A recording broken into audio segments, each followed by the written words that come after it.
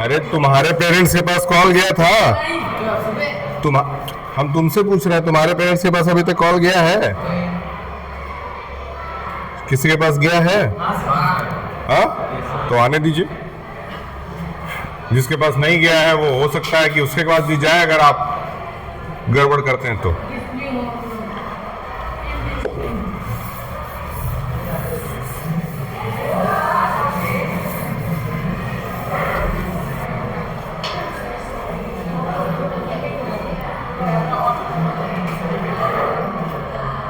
लाइए, पढ़ाई पे ध्यान दीजिए, और कुछ नहीं करना है, पढ़ना है बस मन से।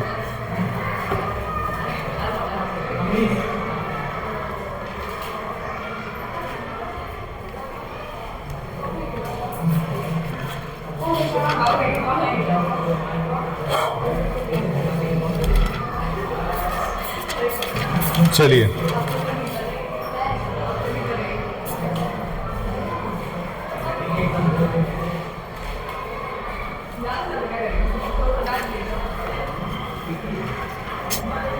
नेक्स्ट अब क्वेश्चन देखिए, पॉलिनोमियल्स का ही है।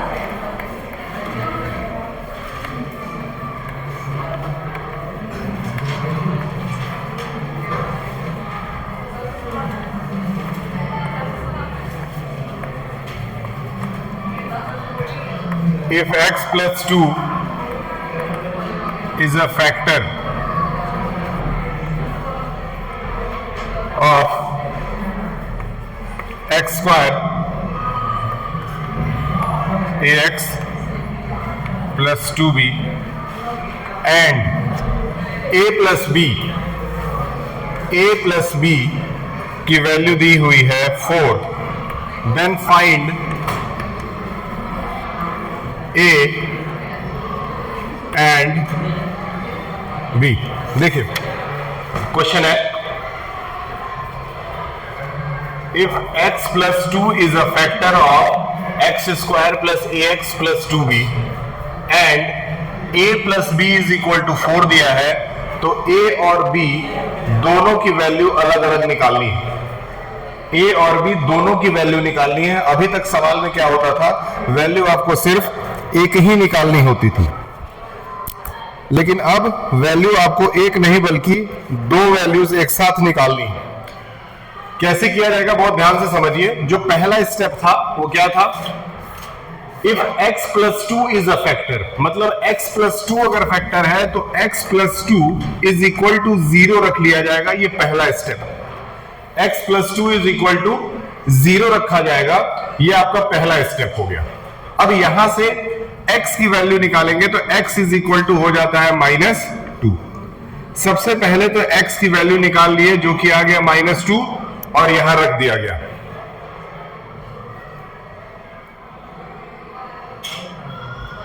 ठीक, अब एक स्टेप आगे चलते हैं। x इज इक्वल टू अगर -2 आ गया तो अब x की वैल्यू यहां इक्वेशन में रखी जाएगी। बात मत करो,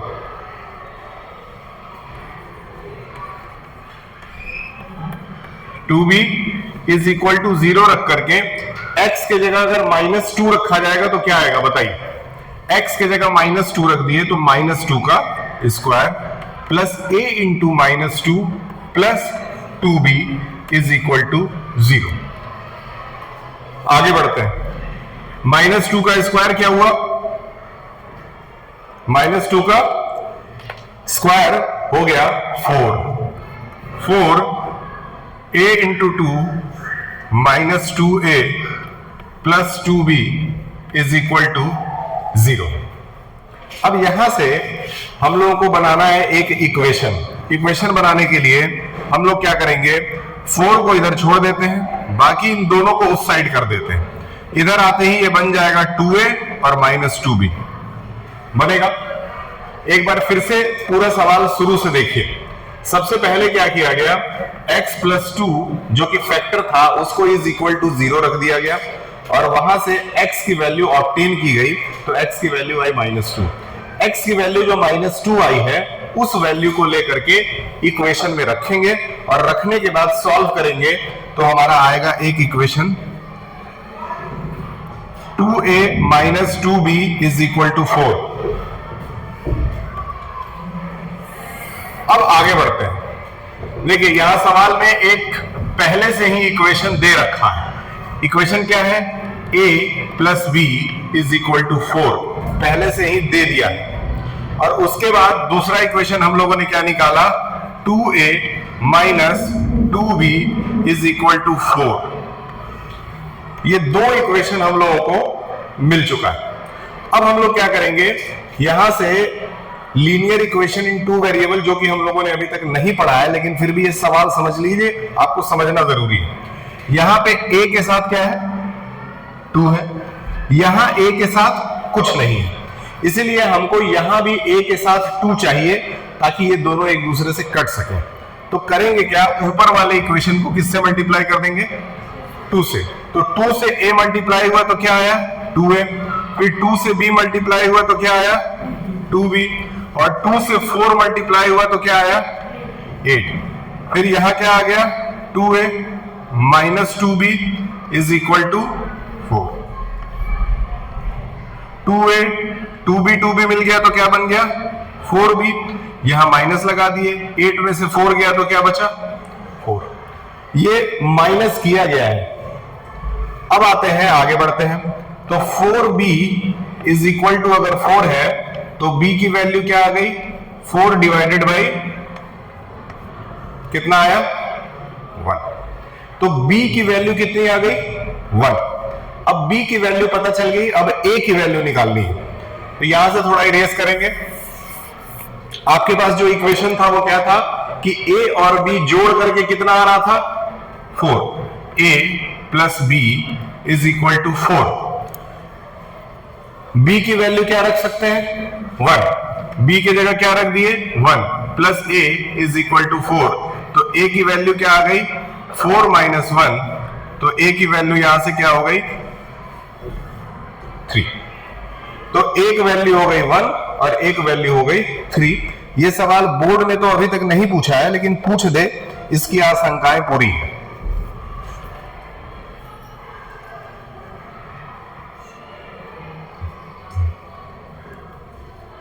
तुम कल आए थे? आया करो, स्कूल आया करो।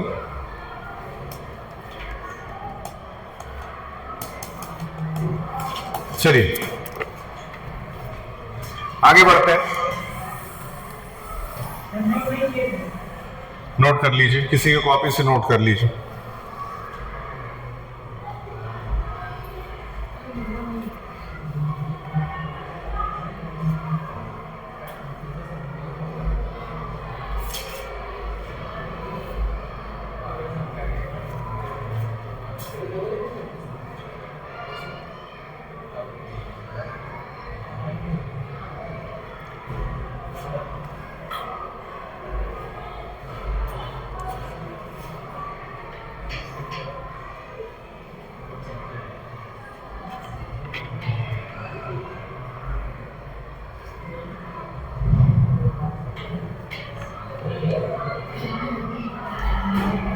ठीक, अब सिर्फ एक लास्ट टॉपिक बचा हुआ है, उसके बाद पॉलिनोमियल आपका खत्म हो जाएगा। ये लास्ट टॉपिक ही सबसे टफ है, इसीलिए इसको बहुत ध्यान से सबको सुनना है, देखना है, समझना है और लिखने की कोशिश करनी है। इसके पहले वाले लेक्चर में अल्फा और बीटा के बारे में बात हुई थी कि 2 जीरोज होते हैं, एक को अल्फा कहा जाता है, दूसरे को बीटा कहा जाता है।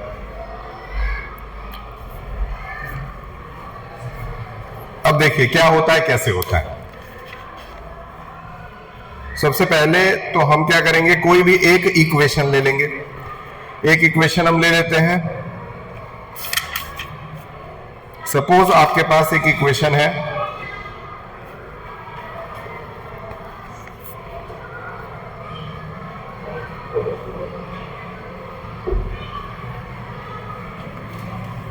X square plus 7x plus 10, ये आपके पास एक इक्वेशन है।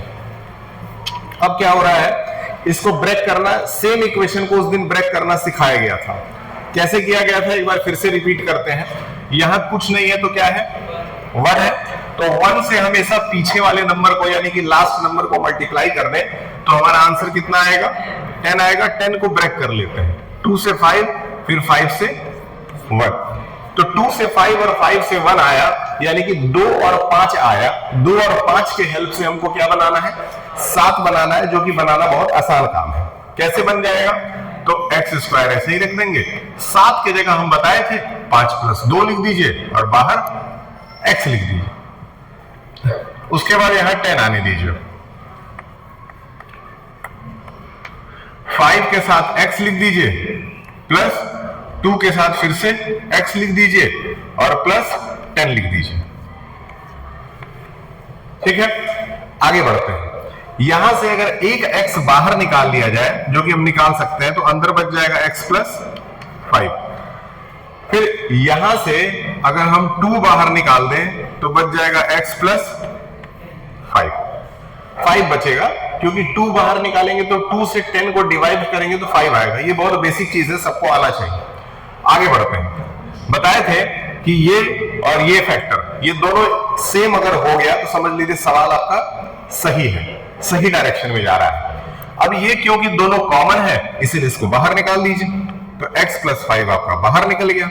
लेकिन अभी भी आपके पास x और +2 बच गया है, तो x + 2 एक तरफ लिख दिया जाएगा। इस तरीके से आपको 2 आंसर्स लास्ट में मिलेंगे हर सवाल में, इस तरह के।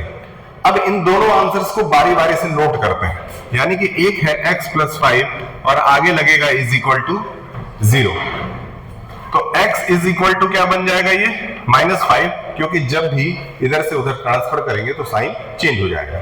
इसके बाद है x + 2, x + 2 = 0, तो x = क्या हो गया?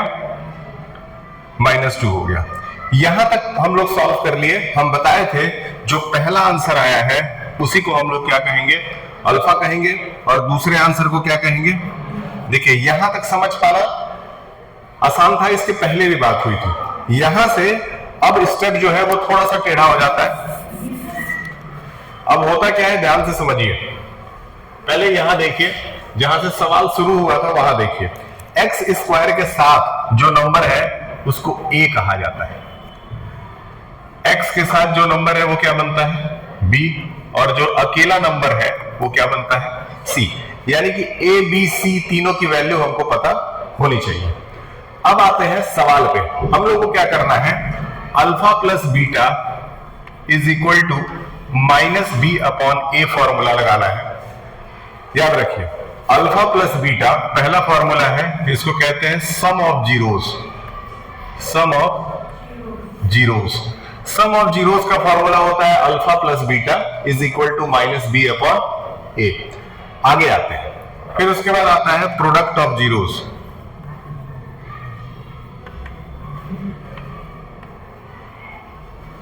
प्रोडक्ट ऑफ जीरोस, जिसको अल्फा बीटा कहते हैं, उसको कहते हैं c/a।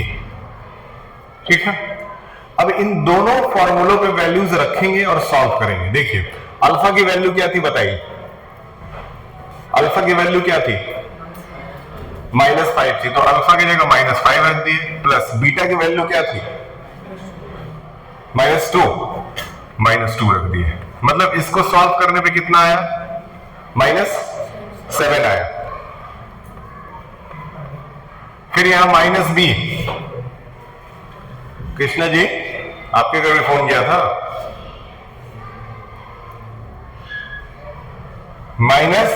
-b में कौन है? -b में क्या आ जाएगा?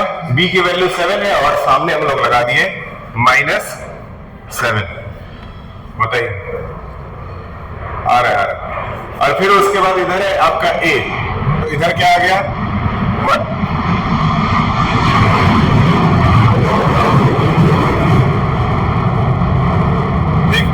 दोनों साइड अगर सॉल्व किया जाए, अब इसको हटा देते हैं।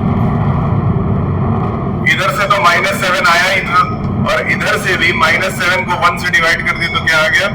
-7, यानी कि RHS जो है वो LHS के इक्वल हो गया। ये पहला पार्ट है जिसमें RHS LHS इक्वल हो गया, मतलब सही है। अब एक पार्ट और बच गया जिसको कहते हैं product of zeros. Product of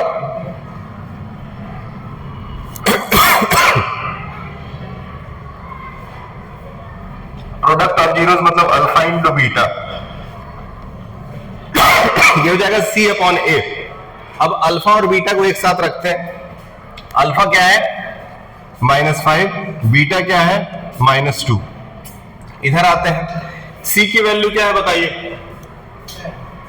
C की वैल्यू 10 है और A की वैल्यू 1 है। ठीक, सारी वैल्यूज अगर एक साथ रख दिए तो RHS और LHS इधर भी अगर बराबर है ना तो समझ जाइए कि हमारा काम हो गया है, सही है।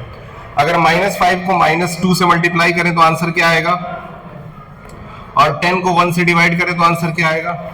इसी तरीके से दोनों साइड के आंसर्स अगर इक्वल आ गए हैं तो समझ जाइएगा कि सवाल आपका सही डायरेक्शन में गया है और पूरा हो गया। इस तरह से आपको 3 मार्क्स इस तरह के क्वेश्चंस में मिल जाएंगे। तो पहला स्टेप क्या था, पहले आप ब्रेक करेंगे, ध्यान से देखिए, हमेशा रिवीजन पे ध्यान दिया करिए। पहले आप ब्रेक किए, ब्रेक करके 2 आंसर निकाले। 2 आंसर में एक आंसर को क्या माना गया, अल्फा, दूसरे आंसर को क्या माना गया, बीटा। उसके बाद 2 फॉर्मूले आपने याद किया, पहला ये और दूसरा ये कोई पेरेंट्स आया ना, हाँ आ रहा, यही ऑफिस में बैठा ही, अल्फा प्लस बीटा कौन है, ऑफिस में बोले ना, हाँ उनको अभिनंदन को बोल दीजिए आने के।